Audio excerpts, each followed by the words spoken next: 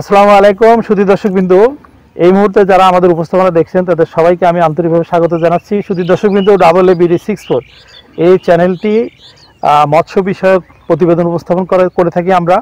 তো আমরা মাছ চাষের বিভিন্ন আধুনিক প্রযুক্তি নিয়ে কথা বলি। তো আমাদের বিশেষ করে আমাদের বাংলাদেশের দক্ষিণ অঞ্চলে খুলনা, সাতক্ষীরা, বাগেরহাট এই অঞ্চল দিয়ে আমাদের গলদা চিংড়ি চাষ হয় ব্যাপকভাবে। তো আমাদের চাষি ভাইরা অনেকেই নার্সারি না করে অনেক সময় গলদা চিংড়ি চাষ করে থাকে। তো সাধারণত নার্সারি করে নেওয়াটা সবচেয়ে গুরুত্ব ইস্যু হলো যে নার্সারি করে নিলে আপনার সার্ভাইভাল রেট অনেক বেশি পাওয়া যায় এবং আপনি কি পরিমাণ মাছ চাষ করছেন ওইটা সংখ্যাটা ঠিক থাকে যদি নার্সারি করে না হয়। তো আমরা আজকে একজন সফল মাছ চাষির পুকুর পাড়ে এসেছি, যিনি অনেক দিন ধরে গলদা চিংড়ি চাষ করছেন এবং উনি বরাবরই গলদা চিংড়ি চাষের আগে উনি নার্সারি করে নেন। তো ওনার কাছ থেকে আমরা শুনবো যে উনি কিভাবে গলদা চিংড়ির নার্সারি আর মানে আপনার গলদা চিংড়ি পিএল উনি জুভেনাইল করেন বা নার্সারিটা উনি কীভাবে পরিচালনা করেন এবং উনি কেমন রেজাল্ট পান সেগুলো নিয়ে ওনার সাথে আজকে কথা বলবো। তো আসেন আমরা প্রথমে আমরা পরিচিত হই।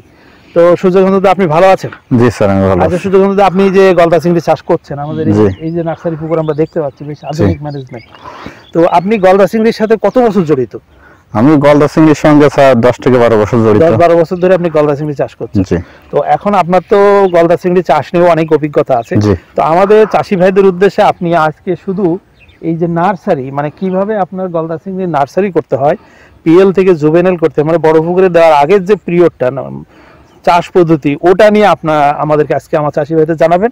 তো প্রথমেই কথা হচ্ছে যে আপনি যে নার্সারিটা চালাচ্ছেন এটা পন্ড প্রিপারেশন আপনি কিভাবে করছেন? স্যার ধন্যবাদ। পন্ড প্রিপারেশনের ক্ষেত্রে আপনাকে প্রথমেই পানি সেচ দিয়ে তলা শুকায় নিতে হবে। মানে প্রথমেই হলো পানি সেচ দিয়ে ফেলতে, মানে যা থাকবে সব সরাই ফেলতে হবে। হ্যাঁ, ফেলে তারপরে আপনার শুকাতে হবে। আচ্ছা, শুকানোর পরে আপনাকে এখানে চুন দিতে হবে শতক প্রতি 500 থেকে 1 কেজি হারে। 500 থেকে 1 কেজি হারে। তো আপনি যদি যার অনেক সময় অনেক শুকানো যায় না বা শুকাতে পারে না, সেই ক্ষেত্রে কি করবে? সেক্ষেত্রে যতদূর সম্ভব পচা কাদা যদি সে ঠেলে ওঠাইতে পারে ভালো, আর মাটির রং যদি বেশি কালো হয়ে যায় তখন একটু চুনের পরিমাণটা বেশি বাড়াই দিবে। মানে যে শুকাইতে পারছে না তার প্রথম কাজ হলো যে কাদা উঠানোর চেষ্টা করতে হবে, আর পাশাপাশি হলো চুনের ডোজটা একটু বাড়িয়ে দিতে হবে। তারপরে কি করবে?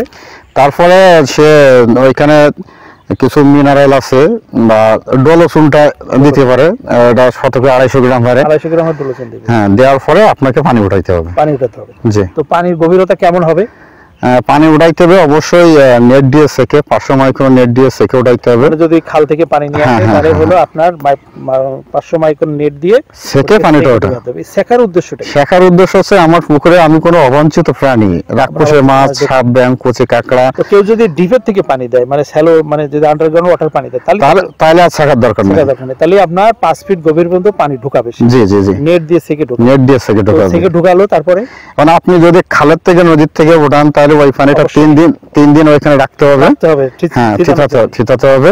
থিতানোর পরে আপনি ব্লিচিং এর হালকা একটা ডোজ করতে পারেন, সেটা হ্যাঁ শতকে 400-500 গ্রাম। আচ্ছা, করার পরে আপনাকে ব্লিচিং এর ডোজটা যদি ভালো হবে, কেন ভালো হবে এটা দিলে? স্যার আপনি যদি ন্যাচারাল সোর্স থেকে পানি নেন, খাল বিল থেকে পানি নেন, তাহলে আপনার ওই পানি থেকে কিছু জীবাণু আসতে পারে, বা যতই আপনি থাকেন না কেন কিছু অবাঞ্ছিত মাছের ডিম আসতে পারে বা পোনা আসতে পারে। এই ব্লিচিংটা করার পরে ওই ওটা ধ্বংস হয়ে যাবে, মাছও মারা যাবে, জীবাণুটা ধ্বংস হয়ে যাবে। আচ্ছা, তারপরে ব্লিচিং দেওয়া হয়ে গেল। ব্লিচিং দেওয়ার পরে আপনাকে কমপক্ষে 7 দিন অপেক্ষা করতে হবে। 7 দিন অপেক্ষা করতে হবে এবং এই 7 দিন আপনাকে এই পানিটা আন্দোলিত করতে হবে, অর্থাৎ হরা টানতে হবে। হ্যাঁ, মানে বারবার কয়েকবার এপাশ ওপাশ করে প্রতিদিনই হরা টানতে হবে। হ্যাঁ, প্রতিদিন হরা টানতে হবে। তাহলে ওই উপকার কি হবে? উপকার হচ্ছে ব্লিচিং এর যে বিষ ক্লোরিন, এটা পানি এবং মাটি যদি কিছুটা ধরে রাখে তাহলে আপনি মাটি পানি যদি নাড়াচাড়া করেন তাহলে ওটা বাতাসে মিশে যাবে। হ্যাঁ, বিষটা মুক্ত হয়ে যাবে। তারপরে আমরা কি করব?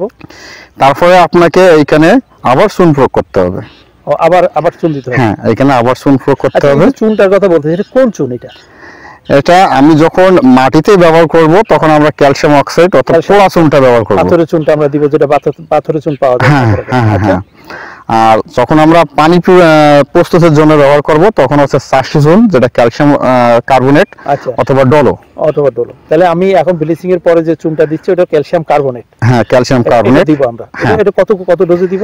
এটা আমি শতকে পানি 5 ফুট অবস্থায় আমি মোটামুটি 250 গ্রাম হ্যাঁ 150 থেকে 250 গ্রাম 150 থেকে 250 গ্রাম হারে আমি কৃষি চুন দিব। হ্যাঁ, দেওয়ার পরে আমি ওই পানিটাকে আবার 3 থেকে 4 দিন রেস্ট দিব, মানে অপেক্ষা করতে হবে। হ্যাঁ, অপেক্ষা করতে হবে। তারপরে অপেক্ষা করার পরে আপনি যদি সম্ভব হয় আরেকটা চুনের ডোজ দিয়ে দেবেন, ডলো চুন।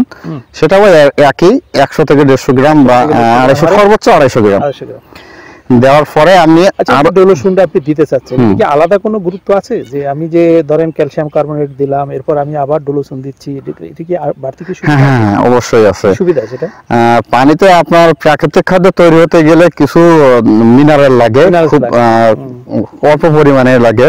আমার ম্যাগনেসিয়াম লাগে, এটা ডলো চুনের ভিতরে পাওয়া যায়। আচ্ছা, তাহলে মিনারেলস এর চাহিদা পূরণ করার জন্য এই ডলো চুনটা দিতে হবে। আচ্ছা, দেওয়া হয়ে গেল। তারপরে দেওয়ার পরে আপনাকে এবার জুস মারতে হবে, জুস দিতে হবে। এই যে জুসের কথা বলতেছেন, এই জুসটা কেন মারতে হবে এবং জুসটা কি দিয়ে তৈরি করতে হবে? জুসটা মারতে হবে আপনার ঘেরের পানিতে বা নার্সারির পানিতে যদি প্লাঙ্কটন তৈরি করতে না পারেন, ন্যাচারাল খাবার যেটা, এটা তৈরি করতে গেলে আপনাকে জুস দিতে হবে। আচ্ছা, এখন এই জুসটা কি দিয়ে? এই জুসটা হচ্ছে আপনার চিটাগুড়, অটোফালিশ আর ইস্ট পাউডার আর সোডিয়াম বাইকার্বনেট, খাবার সোডা। আচ্ছা, এটা রেশিওটা বলেন একটু। রেশিওটা হচ্ছে আপনার 5 ফিট গভীরতা, 5 ফিট গভীরতার জন্য আপনার 150 গ্রাম চিটাগুড়, 150 গ্রাম অটোফালিশ আর 25 গ্রাম ইস্ট পাউডার প্রতি শতকে। এটা এই হার নিয়ে এটা কতদিন ভিজাতে হবে? 24 ঘন্টা। 24 ঘন্টার নিচে না, 24 ঘন্টার নিচে না, 48 ঘন্টার উপরে না। আচ্ছা, এই পরিমাণ ভিজে আমরা এটা মেরে দিব। দিলে ন্যাচারাল খাবার তৈরি হবে। তো এই ন্যাচারাল খাবার তৈরি হয়ে গেল, এরপর আমরা পোনা ছাড়তে পারি কিনা? এবার ন্যাচারাল খাবার তৈরি হয়েছে কিনা এটা তো আমাকে আগে বুঝতে হবে। আচ্ছা, আপনার পানির রং যখন বাদামি সবুজ বা হালকা সবুজ হবে, জুসটা দিয়ে 2-3 দিন অপেক্ষা করতে হবে, করে দেখতে হবে যেটা ব্রাউনিশ কালার, মানে বাদামি কালার হয়েছে। যদি বাদামি কালার হয়ে যায় তাহলে আমি বুঝবো যে আমার ন্যাচারাল খাবার তৈরি হয়ে গেছে। এরপর আমি পিএল ছাড়বো। এখন সঠিক পরিমাণে হয়েছে কিনা সেটা দেখতে গেলে সবথেকে সহজ যেটা উপায়, আমার ঘেরের পানিতে নেমে না ঘোলায় এই কোনি পর্যন্ত ডুবাই দিয়ে তালুটা ভাঁজ করবেন। কোনি পর্যন্ত? হ্যাঁ, কোনি পর্যন্ত ডুবাই দিয়ে যদি হাতটা যদি আবসা দেখা যায়, তাহলে মনে করেন যে হাত দেখা যাচ্ছে চকচকে, এটা আবসা দেখা যাবে, তাহলে বুঝতে হবে যে ন্যাচারাল খাবার তৈরি হয়ে গেছে। তারপরে তখন আপনি পোনা ছাড়ার জন্য রেডি হতে পারেন। সেক্ষেত্রে আপনাকে আরেকটা ছোট্ট কাজ করতে হবে, আপনার পানিতে ওই পোনাটা বাজবে কিনা। আচ্ছা, এই জিনিসটা আপনাকে পরীক্ষা করে নিতে হবে। আচ্ছা, এই জন্য মানে পিএলটা ছাড়ার আগে ওটা আলাদা করে পানিটা বালতিতে বা মগে করে নিয়ে, মানে পাতিলি করে নিয়ে আপনি আলাদা পানি উঠাইতেও পারেন, অথবা ওই পুকুরে একটা ছোট 1 হাত বা 1 হাত হাঁপা টানে ওইখানে 20-25টা ফোনা দিয়ে মোটামুটি 3-4 ঘন্টা রাখলেই বোঝা যায়। তার মানে এটা তো খুব ইন্টারেস্টিং ব্যাপার যে আমার পুকুরটা তৈরি হয়ে গেছে, আমি পিএল ছাড়ার আগে আমাকে ওই পানির ভিতরে কিছু লাইভ মাছ দিয়ে দেখতে হবে যে মাছটা বাঁচে কিনা, তাহলে আমি বুঝবো যে আমার পানি সব ঠিক আছে, সব দিক ঠিক আছে, এবার আমি পিএল ছাড়তে পারি।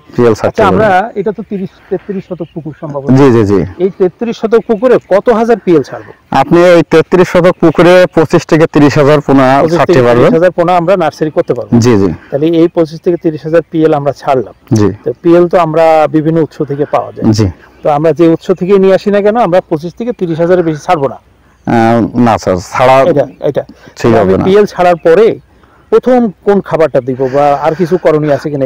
না, পিএলটা ছাড়ার সময় আপনাকে অবশ্যই একটা 1 হাত বাই 1 হাত একটা হাফা দিয়ে ওইখানে আপনি 100 পোনা রাখবেন, রেখে টেস্ট করবেন যে আপনার শতকরা কয়টা আছে। আচ্ছা, এটা পরবর্তীতে আপনার মাছ কাউন্টের সময় কাজে লাগবে, খাবারের ক্ষেত্রে কাজে লাগবে। তারপরে 1 মাস পর্যন্ত আমাদের বলা হয় ব্লাইন্ড ফিডিং, আন্দাজকে খাবার দেওয়া। সেটা আপনাকে প্রত্যেক 1000 মাছের জন্য 20 গ্রাম করে, ফার্স্ট দিন 1000 মাছ 20 গ্রাম খাবার। 20 গ্রাম খাবার, এটা কি মানে একেবারে জিরো নার্সারি, যেটা মানে নার্সারি 1 থেকে 10 দিন পর্যন্ত নার্সারি চলবে, আর 10 থেকে 20 দিন পর্যন্ত আমরা হচ্ছে ক্রাম্বল, ক্রাম্বল, আর 21 থেকে 30 দিন পর্যন্ত হচ্ছে ফাইন ক্রাম্বল। ফাইন ক্রাম্বল, জি। 30 দিনের পরে 30 দিনের পরে আপনার এবার মাছের বডি ওয়েট হিসাব করে তারপরে দানাদার খাবারে চলে যাবেন। দিতে হবে। দানাদার খাবারে চলে যাবেন। আপনি 20 গ্রাম বলতেছেন, আপনার হলো যে দৈনিক তাহলে খাবারটা বাড়বে। হ্যাঁ, 1 থেকে 10 দিন পর্যন্ত 2 গ্রাম করে, প্রতিদিন 2 গ্রাম, প্রত্যেকদিন 2 গ্রাম করে, এটা হাজারে 2 হাজারে।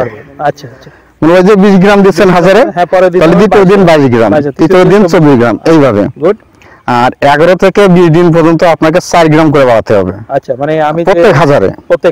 জি। আচ্ছা, আমি যদি আজকে 10 গ্রাম দিই, পরের দিন দিব 14 গ্রাম, 14 গ্রাম, তারপরের দিন 18 গ্রাম, এইভাবে 4 গ্রাম করে বাড়াবো। হ্যাঁ, মানে এইভাবে গ্র্যাজুয়ালি বাড়তেই থাকবে। এটা কোন পর্যন্ত বাড়তে থাকবে? 30 দিন পর্যন্ত। 30 দিন পরে কি হবে? 30 দিন পরে আমি মাছের বডি ওয়েট নেব, এভারেজ বডি ওয়েট বের করব। মানে তখন আমি 50টা বা 60টা বা 100টা মাছ ধরে ওজন করতে হবে, ওজন করব, গড় ওজন বের করতে হবে। গড় ওজন বের করব। টোটাল মাছের আমি যত হাজার মাছ ছেড়েছি সেই পরিমাণ আমাকে হিসাব করে বার করতে হবে। যে আমার ওইখানে কয় কেজি মাছ আছে। যদি 100 কেজি মাছ হয় তাহলে আমরা কি করব? এখানে একটা মজার বিষয় আছে, আপনাকে খাবার নির্ধারণ করতে হবে মাছের বডি ওয়েটের, এভারেজ বডি ওয়েটের হিসাবে, এটা পার্সেন্টেজে। আপনি প্রথমে যদি আপনার 2 থেকে 2.5 গ্রাম পর্যন্ত হয় 1 মাসে, তাহলে আপনি 8%। তার মানে আপনার যে পিএল আমরা যে 1 মাস ধরে চাষ করব, তাহলে আশা করতে পারি যে 30 দিন পরে যে 1.5-2 গ্রাম হয়ে যাবে। হ্যাঁ, অবশ্যই। আচ্ছা, 1.5-2 গ্রাম যদি হয়ে যায়, তো এবার আমার কাজ হলো মাছের ওজন নিতে হবে। নিয়ে আমাকে বডি ওয়েট হিসাব করতে হবে। বডি ওয়েট হিসাব করে আমি যদি 100 কেজি টোটাল মাছ পাই আমার পুকুরে, তাহলে আমি কয় কেজি খাবার দিব? 100 গ্রাম মাছের জন্য 8 গ্রাম। ও, 100 গ্রাম মাছের জন্য 8 গ্রাম। 8 গ্রাম। আচ্ছা আচ্ছা, এবার তাহলে কেজিতে আছে 80 গ্রাম। 80 গ্রাম। আচ্ছা, 1 কেজি মাছ হলে আমাকে 80 গ্রাম খাবার দিতে হবে। 80 গ্রাম খাবার দিতে হবে, ওইভাবে চলবে। হ্যাঁ। আচ্ছা, নার্সারি তো আপনার কতদিন লাগে এটা আমার পুকুরে দেওয়া পর্যন্ত? মানে পুকুরে তো আমরা কত গ্রাম হলে দিতে পারি? পুকুরে আপনার 3 থেকে 4 গ্রাম। 3 থেকে 4 গ্রাম হলে ভালো হয়। সার্ভাইভাল রেটটা ভালো হয়। ক্যারি করে এক জায়গা থেকে এক জায়গা ক্যারি করা ভালো হয়। আমরা এইভাবে খাওয়াই বড় করে ফেলবো। জি। এখন প্রশ্ন হলো যে আপনি তো খাবার কথা বললেন ছাড়ার পরে, কিন্তু এই যে শুধু খাবারই দিব এই 35 দিন পর্যন্ত, নাকি আরো অন্য কিছু কাজ করব? না, এখানে আরো অনেক কাজ আছে। কি কি কাজ আছে? আপনাকে খাবারের সঙ্গে সঙ্গে কিছু মিনারেল দিতে হবে। এটা কতদিন পর পর? এটা আপনি প্রত্যেক গুণের আগ দিয়ে দিতে পারেন, তাহলে গুণের আগ দিয়ে দিলে আমরা মাছটা ভালো ফলন দিবে। অমাবস্যা পূর্ণিমার আগে, একদিন দুদিন আগে আপনি একাদশীতে দিয়ে দেবেন। একাদশীতে ওই মিনারেলটা খাবারের সাথে মিশাই দিতে। হ্যাঁ, এটা বাজারে তো মিনারেল যে কোনো আপনি খাবারের সঙ্গে মিশাও দিতে পারেন, সরাসরি পানিতেও দিতে পারেন। তাহলে মিনারেল আমি দিলাম, মিনারেল কি করব? আর এখানে প্রোবায়োটিক ব্যবহার করা যাবে, কারণ আমি যেহেতু অল্প জায়গায় অনেক মাছ রাখতেছি, তারা টয়লেট করবে, খাবার অনেক খাবার দিচ্ছে, ওয়েস্ট হবে। ভালো কোম্পানির প্রোবায়োটিক কতদিন পর পর? তাহলে প্রত্যেক 14 দিন পর পর। 14 দিন পর পর আমি 1 ডোজ প্রোবায়োটিক দিই। আচ্ছা, দিলাম। তাহলে মিনারেল দিলাম, প্রোবায়োটিক। হ্যাঁ, আর আরেকটা জিনিস খেয়াল রাখতে হবে, আপনার পানিতে যেন কখনো প্রাকৃতিক খাবারের ঘাটতি না হয়। ও, তার মানে আপনি যেটা প্রথম বলছিলেন যে জুস দিয়ে ওটাকে ব্রাউনিশ করতে হবে, আমাকে খেয়াল রাখতে হবে যে এই ব্রাউনিশ কালারটা যেন না চলে যায়। যেই চলে যাবে, মানে যেই কমে যাবে, সেই আরেকবার ডোজ, আরেকবার ওই যে পরিমাণে আমরা চিটাগুড়, রটফলি ইস্টের কথা বলছি, ওই জুসটা আবার দিতে হবে। আমাকে খেয়াল রাখতে হবে যে পানির কালার অনুযায়ী ওই জুসের পরিমাণটা নির্ভর করতে হবে। আচ্ছা আচ্ছা আচ্ছা, যদি একেবারেই ক্লিন হয়ে যায় তাহলে আমাকে ফুল ডোজ দিতে হবে। হ্যাঁ, ফুল ডোজ দিতে হবে। যদি দেখা যায় হালকা হালকা হয়ে গেছে, তাহলে আমি আমাকে হাফ ডোজ দিতে হবে। টোটাল হিসাব আসলো 10-12 কেজি, আমি অর্ধেক দিয়ে দিই। হ্যাঁ, অর্ধেক দিয়ে দিলাম। হ্যাঁ হ্যাঁ, ওটা এরকম 24 থেকে 48 ঘন্টা ভিজিয়ে দিয়ে দিতে হবে। হ্যাঁ, ভিজিয়ে দিয়ে দিতে হবে। তাহলে এটা আপনার মোটামুটি আমরা একটা গোলাম মিনারেলস দিলাম, একটা হলো যে আপনার পানির কালারটা আমরা ফলো করলাম, আর একটা হচ্ছে যে আমরা প্রোবায়োটিক্স দিলাম। এছাড়া আর কিছু করণীয় আছে? আরেকটা কাজ আমরা কি করতে হবে, দেখেন আমি করছি, আমি ফার্স্ট জাল দিয়ে দিচ্ছি। নেট দিয়ে আপনি ঘিরে রাখছেন কি? এর কি নেট দিয়ে ঘিরছেন? না, এটা নেট না, এটা ফার্স্ট জাল। এটা আমি গলদারে আশ্রয় দিছি। ও আচ্ছা, ট্রেডিশনালি যে আমরা যে বলতে হয় যে কুঞ্চির ডাটা দেওয়ার জন্য বা নারকেল গাছের পাতা দেওয়ার জন্য, এখন আপনি ওটা না দিয়ে এই নেট দিয়ে দিয়েছেন। হ্যাঁ, এটা নেট দিয়ে দিয়েছি। এটা আধুনিক পদ্ধতি, যেটা পানি টানি নষ্ট হবে না। আমি যদি ডাল দেন, তাহলে ডালের ওই যে বাকলটা আছে ওটা কাঁচা থাকলে পচে নষ্ট হয়, নারকেল পাতা পচে নষ্ট হয়, মাটি নষ্ট করে। আপনার নেট টাঙায় দিতে হবে শেল্টারের জন্য, যাতে শেল্টারের জন্য আশ্রয় নিতে পারে। জি জি, এটা খুব ভালো একটা বিষয়। আর কিছু করব আমরা? হ্যাঁ, এইগুলো করলে মোটামুটি হয়। আর ফাঁকে ফাঁকে মাছটাকে চেক দিতে হয়, মানে ধরে দেখতে হবে। হ্যাঁ। তো আপনি যেভাবে দেখলেন, আমরা দেখলাম যে আপনি এর আগে ঠেলা জাল দিয়ে মাছ উঠাচ্ছিলেন, জি জি আমরাও মাছ দেখবো ইনশাল্লাহ। হ্যাঁ তো এই যে এইভাবে আপনাকে ঠেলা জাল দিয়ে দেখে ধরে ধরে মাঝে মধ্যে স্বাস্থ্য পরীক্ষা করতে করতে হয় যে আমার মাছটা বা পেটে খাবার টাবার আছে কিনা, এগুলো খাবার খাচ্ছে কিনা, মাছটা বাড়তেছে কিনা। আচ্ছা আচ্ছা। তাহলে এভাবে আমরা যদি, আপনি যে পদ্ধতিতে বললেন, এইভাবে যদি আমি আমার চাষি বা আমরা যদি এইভাবে চাষ করে যাই, তাহলে আমার সার্ভাইভাল রেটটা কেমন পেতে পারি, কেমন পরিমাণ পেলে আমি বুঝবো যে আমার রেজাল্টটা ভালো হয়েছে? আপনি যদি 80% পান, ওভারঅল 80% পান, তাহলে বুঝতে হবে যে আপনি সাকসেস, খুব ভালো একটা রেজাল্ট। তো আপনি যে পদ্ধতিটা বললেন, যেভাবে পন্ড প্রিপারেশন বললেন, যেভাবে খাবার দিলেন, এই পদ্ধতি অনুসরণ করলে ইনশাআল্লাহ আমরা 80% সার্ভাইভাল। অবশ্যই অবশ্যই। আচ্ছা, তো এখানে কয়েকটা শর্ত আছে। অবশ্যই আপনাকে খাবারটা সঠিকভাবে দিতে হবে। খাবারটা যেন কোনো রকম খাবারটা যেন কোনো রকম ভাবে ঘাটতি না হয়। খাবারটা তো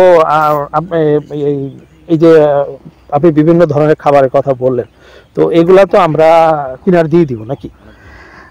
হ্যাঁ, এটা আপনার প্রথম 10 দিন হচ্ছে ডায়েট ফিডিং। আচ্ছা, আপনি পাড়ে দাঁড়ায় দিতে পারবেন। পাড়ে দাঁড়ায় দিতে হবে। দিনে এটা কয়বার দিতে হবে খাবার? দিনে 4 বার।